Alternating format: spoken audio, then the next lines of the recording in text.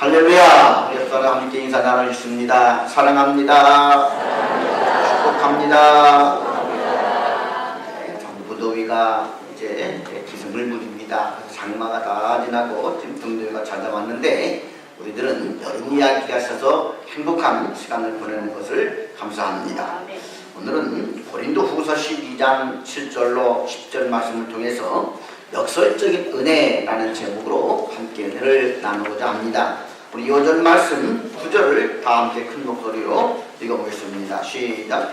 나에게 이르시기를 내 은혜가 내게 족하도다. 이는 내 능력이 약한 데서 온전하여 되리라 하신지라. 그러므로 도리어 크게 기뻐함으로 나의 여러 약한 것들에 대하여 자랑하리니 이는 그리스도의 능력이 내게 머물게 하려 함이라. 이 세상을 살아가는 모든 사람들에게 그것이 예수 믿는 신자이든 또는 불신자이든 누구나 크고 작은 역경과 고난과 아픔이라는 가시를 만나게 됩니다. 그 가시가 사람에게 치명적인 단점이 될 수도 있고 또 무엇을 이루어가는 데 있어서 걸림돌이 될 수도 있습니다. 그런데 오늘 성경은 우리에게 역설적인 가르침을 주고 있습니다.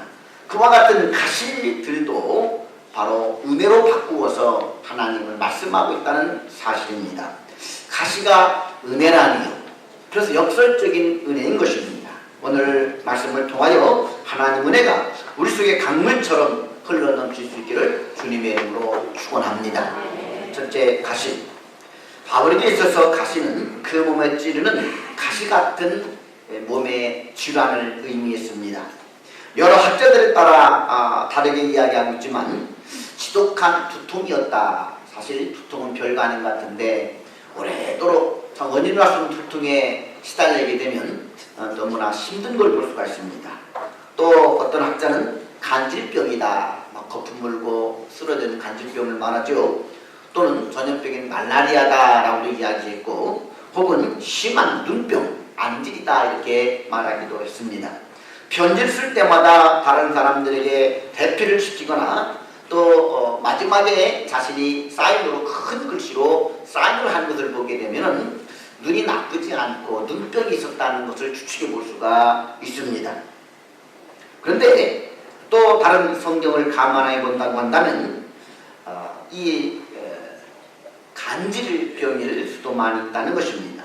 갈라디아 4장 14절에 너희를 시험하는 것이 내 육체에 있으되 이것을 너희가 업신여기지도 아니하며 버리지도 아니하였다. 갈라디아 교인 성도들이 바울을 보고 시험에 들 수 있는 그런 요소가 바울의 몸에 있었다라는 것이지요. 쉽게 말해서 이제 간질병은 아주 참 좀 부끄러운 병이기도 합니다. 갑자기 거품 물고 쓰러져서 귀신 들린 현상과 비슷하기 때문에 좀 귀신 들린 것이 아니냐 이렇게도 이야기를 했습니다.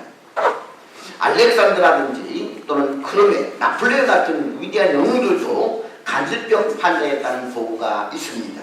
설교를 하다가 갑자기 발작을 일으킨다고 한다면 참 그를 보는 성도들이 잘못하면 시험이 될 수도 있습니다. 남들은 병 나서라고 안수해주면서 본인은 정작 병을 고치지 못하는가 이렇게 의심을 던질 수도 있고 또 믿음 약한 성도들에게 시험거리가 되고 불신자들에게는 조롱거리가 될 수도 있는 문제였습니다. 그래서 사역을 방해하는 사탄의 사자라고까지 사도 바울은 본인의 질병에 대해서 사탄의 사자다 이렇게까지도 이야기를 했습니다. 여하튼 이 가시는 바울에게 있어서 고통과 괴로움이었고 사역에 있어서는 그의 발목을 잡는 골칫거리였다고 볼 수가 있습니다. 그는 이 문제를 놓고 하나님 앞에 간절히 기도했다고 본문은 이야기하고 있습니다. 이 가시를 떠나게 해달라고 하나님께 3번이나 작정하며 기도했습니다. 여기서 작정하는 기도는 40일이나 혹은 1년이나 어떤 기한을 정해놓고 한 가지 기도 제목으로 매일 간절히 드리는 기도를 의미합니다.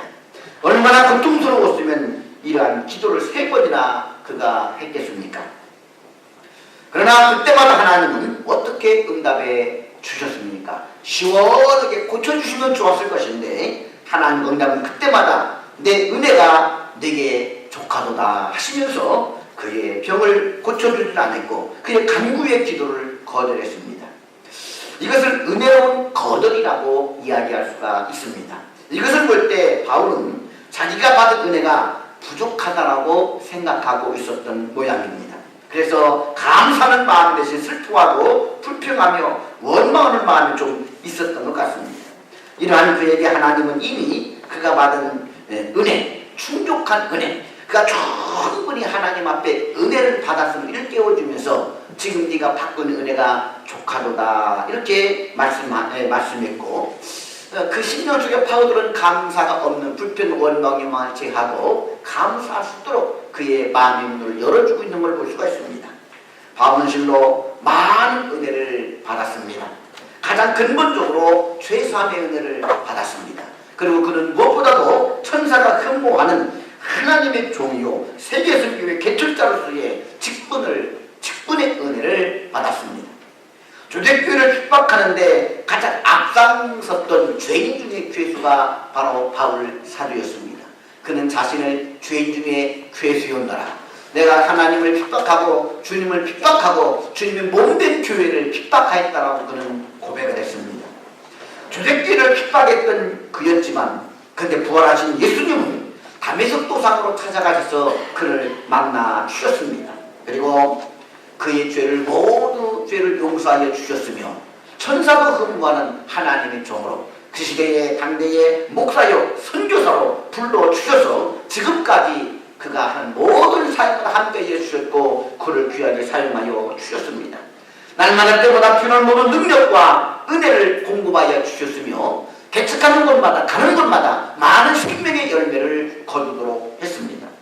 남다른 깊은 계시의 은혜를 주셔서 복음의 비밀을 깨닫게 하셨고 성경에 14권이라고 하는 성경을 기록할 수 있는 특권도 그에게 주셨습니다.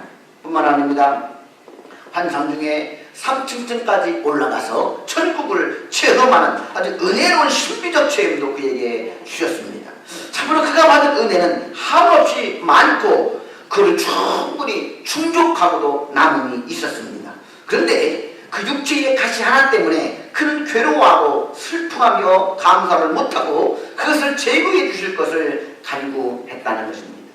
하나님께 받은 은혜는 하해와 같은데 그 몸속에는 가시 질병이라는 그 하나 때문에 하나님 앞에 간구하며 기도하다가 감사는 사라지고 오히려 불평과 원망이 생길 수가 있었다는 것이죠.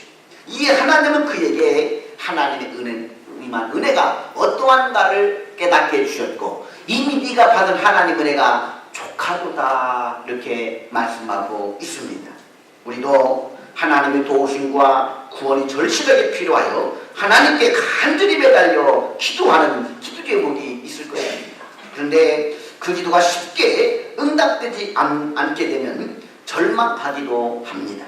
그리고는 하나님 너무 아픕니다. 하나님 저를 불쌍히 여겨주세요. 왜 하나님은 저의 기도 응답을 들어주지 않는 것입니까? 저는 너무나 길고 긴 터널을 지나고 있습니다. 하나님 내 인생이 왜 이렇게 어려운 문제가 겹치게 닥치는 것입니까? 하나님 내 몸의 가시가 너무 고통스럽습니다. 하나님 빨리 뽑아주시면 안 되겠습니까?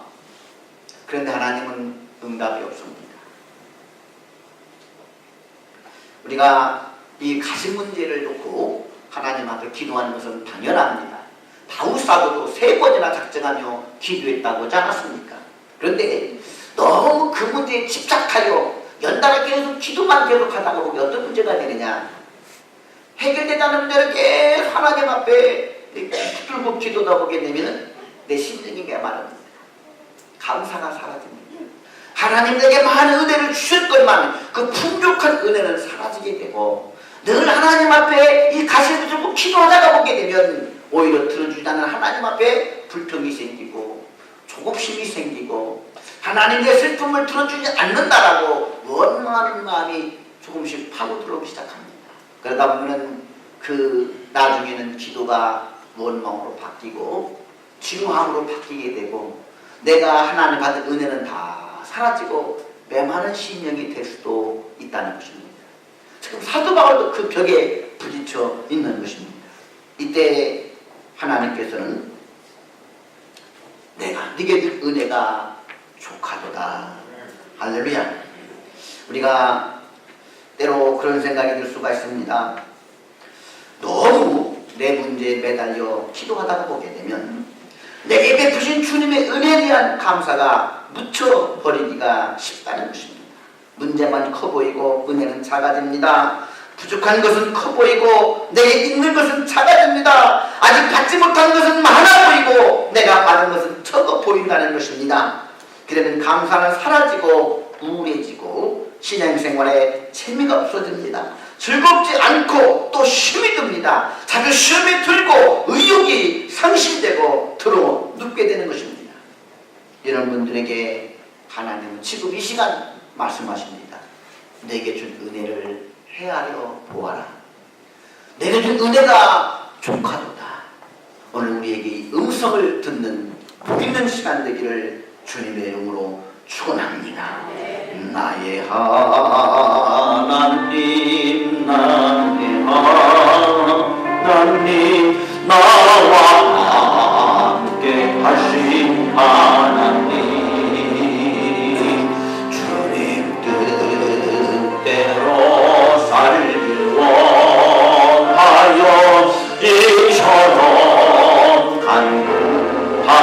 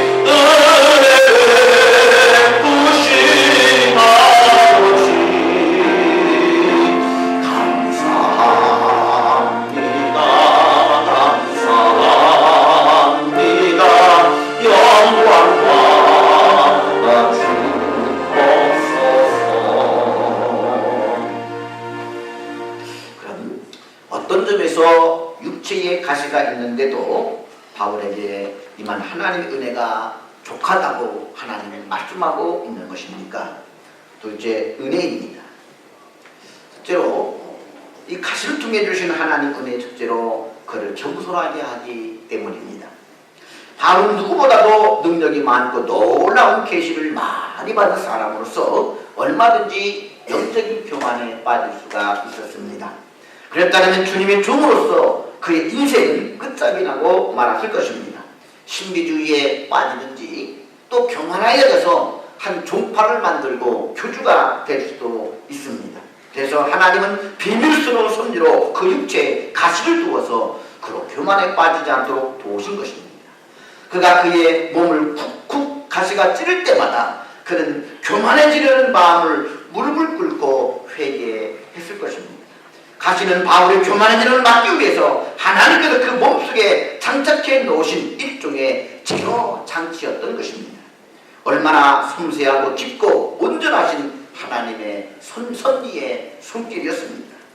사도 바울 같은 위대한 하나님의 종도 가시를 통하여 더욱 겸손한 종이 되도록 하신 것을 보게 되면 연약한 우리에겐 교만해질 수 있는 죄악된 본성이 늘 또아리 틀고 내면에 가득하다는 사실입니다. 조그만 아니라고 영적인 투쟁을 게을리하는 한순간 무너질 수가 있다는 것입니다.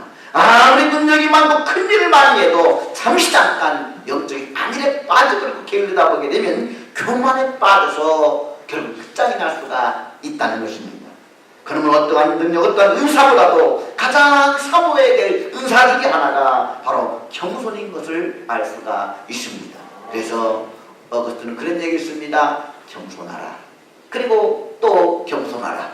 내가 다시 말하노니 겸손하라. 할렐루야. 둘째로 하나님의 능력이 약한 데서 온전하여지기 때문입니다. 하나님은 가시를 제거해달라는 간절한 기도에 대한 응답으로 가시를 제거해 주지 않으셨습니다.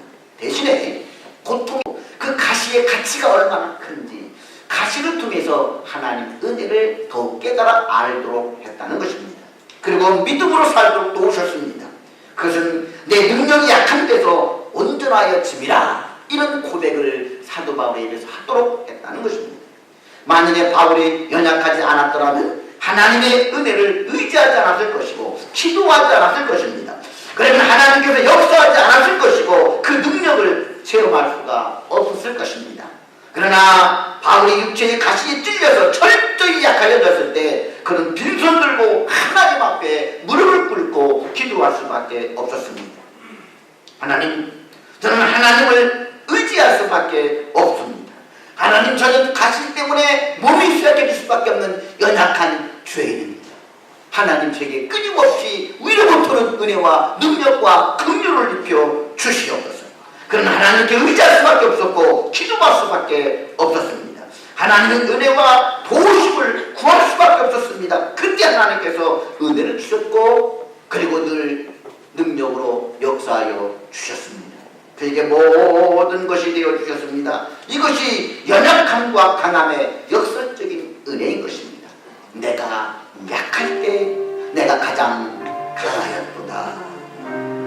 할렐루야. 약할 때 강함 대신 주 나의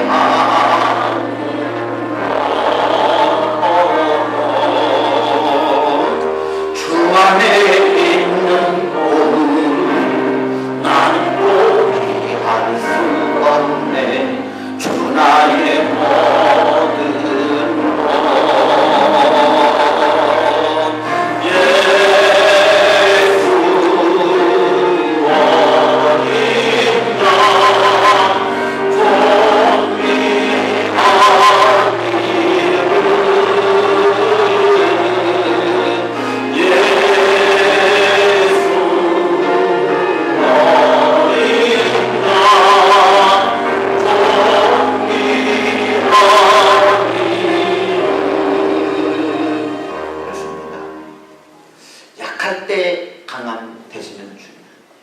사도 바울의 가시로 인하여 약해지면 약해질수록 그는 그 속에 역사하시는 하나님의 능력을 체험하게 되었던 것입니다. 육체에 가시는 바울로 하여금 자신의 연약함을 철저히 깨닫게 하였고 자신에 대해 절망케 하였습니다. 그리하여 겸손히 하나님을 의지하는 법을 배우게 하셨고 참고 기도하는 법을 배우게 하였습니다. 육체에 가시는 바울을 겸손한 사람, 믿음의 사람, 기도의 사람, 인내의 사람으로 키우고 그를 훌륭한 하나님의 종으로 연단하셨습니다. 그것은 아픔이었지만 동시에 바울이 바울되게 하는 은총의 가시였습니다. 이것이 고통 속에 있는 은혜요 가시를 통한 하나님의 또 다른 섭리입니다. 바울뿐만 아니라 하나님께서 귀하게 쓰셨던 위대한 종들은 한결같이 한 가지씩의 육체에 가시가 있었음을 알 수가 있습니다. 요셉에게 있어서 형들의 시기라는 가시, 펄펄 끓는 청춘의 시기에 있어서 보디발 아내의 유혹이라고 하는 정욕의 가시, 이 두 가시는 요셉으로 하여금 끔찍한 환난을 당해가였고 형들에게 팔려서 애굽의 노예로 끌려가게 만들었고 또 강간 미수범이라고 하는 죄명을 뒤집어 쓰고 궁궐 감옥에 갇히게 되는 암울한 현실을 당하기도 했습니다. 그러나 그 가시들 속에는 놀라운 하나님의 섭리가 숨겨져 있었습니다. 그 위대한 믿음의 사람을 연단하였고 애굽 총리의 자리로 그를 인도하여 주었습니다. 마침내 하나님의 크신 하나님의 구원 역사를 이루시려고 하나님 그를 계획했던 것을 후에 깨닫고 형들이 나를 미워서 팔아버린 것이 아니라 하나님께서 이때를 위하여 나를 먼저 애굽에 보내었습니다. 그런 나중에 하나님 위대한 섭리를 깨달았고 하나님의 구원 역사에 쓰임을 받았습니다. 존 버넬은 12년간의 가시같은 감옥 생활을 통해서 그의 불의의 명작 철로 역정을 저술하게 되었습니다. 밀턴도 소중이 되었을 때 신라곤이라는 작품을 쓰게 되었습니다. 참 육체의 가시가 괴롭고 고통스러운 것이지만 그것을 통하여 주시는 바 하나님의 은혜는 참으로 한이 없는 은혜입니다. 그러면 육체의 가시가 문제가 아니고 고난이 문제가 아니고 시험의 문제가 아닙니다. 그것을 어떻게 감당하느냐가 문제인 것입니다. 그 가시를 통하여 주는 하나님의 섭리, 가시를 통하여 내게 준 하나님의 은혜, 그 역설적인 은혜를 깨닫지 못하게 되면 우리는 영원히 고통 속에서 몸부림치며 그 고난이라는 고통 속에서 갇혀서 아무것도 깨닫지 못하고 시험하고 절망하고 한숨밖에 쉴 수가 없는 것입니다. 사랑하는 성도 여러분, 어떠한 것이든 사도 바울처럼 믿음으로 감당하기만 하면 그 모든 시련과 고통, 위대한 은총의 기회가 되는 줄 믿으시길 바랍니다. 진주같은 변감된 믿음, 아름다운 영혼이 창조되어 나옵니다. 이 진리를 깨달은 바울은 더 이상 육체의 가수에 대해서 괴로워하거나 슬퍼하지 않았습니다. 불평하거나 원망하거나 절망하지도 않았습니다. 그런 이렇게 고백합니다. 그러나 내가 그리스도를 위하여 약한 것들과 능욕과 궁핍과 박해와 곤고를 기뻐하노니 이는 내가 약한 그때의 강함이니라. 그의 심령 깊은 곳에서 영혼의 찬양이 흘러 넘쳤습니다. 가시가 감사로 승화적 기쁨이 된 순간이었던 것입니다. 이 은혜가 우리 모두에게 오늘 강물처럼 임할 수 있기를 주님의 이름으로 축원합니다. 그 은혜로 인하여서 나의 육신의 가시도 능히 극복해내며 환경의 가시들도 이겨낼 수 있는 믿음의 사람, 은혜의 사람, 기쁨의 사람, 하늘 백성이 될 수 있기를 주님의 이름으로 축원합니다. 기도드리겠습니다. 사랑과 은혜가 풍성하신 아버지 하나님,